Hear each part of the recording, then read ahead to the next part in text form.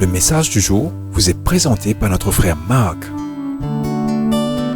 Salut chers bien-aimés de notre Père Céleste. Je vous invite tous à réfléchir sur la déclaration de Paul dans Éphésiens 6:11. Revêtez-vous de toutes les armes de Dieu, afin de pouvoir tenir ferme contre les ruses du diable. Version NCV. Bien-aimés, aujourd'hui nous allons parler de combat spirituel. Les guerres et les conflits ravagent notre monde. Partout dans les gros titres, que ce soit dans les journaux, sur les réseaux sociaux ou à la télévision, jour et nuit, nous sommes submergés par les mêmes événements. En réalité, il existe plus de 20 zones de conflit à travers le monde. Mais nous ne connaissons que celles mises en avant par les médias, comme l'Ukraine ou Gaza. Beaucoup d'enfants de Dieu souffrent dans ces régions, et nous devons prier pour que Dieu les sauve, les protège et les console.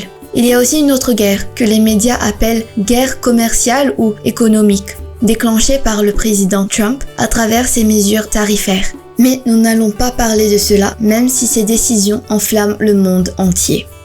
Chers bien-aimés, dans ce passage, Paul fait référence à une guerre spirituelle, à laquelle le peuple de Dieu devra faire face, et il nous explique comment réagir dans de telles situations.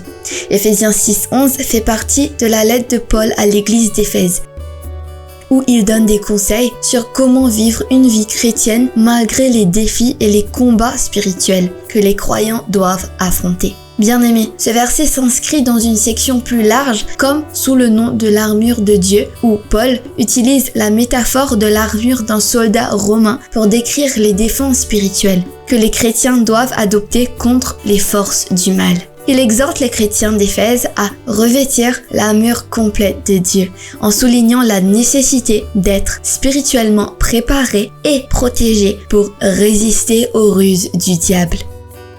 Demain, nous entrerons dans les détails sur ce passage. Mais pour aujourd'hui, je vous encourage à lire tout le passage du verset 10 au verset 23, afin d'avoir une vision claire de cette mise en place de la guerre, de ses implications et de ce qu'elle signifie pour nous. Que Dieu vous bénisse tous. Passez une merveilleuse journée en lui. Au revoir. Si toi aussi tu crois que la parole de Dieu est une bénédiction, partage-la et sois une source de bénédiction pour les autres toi aussi.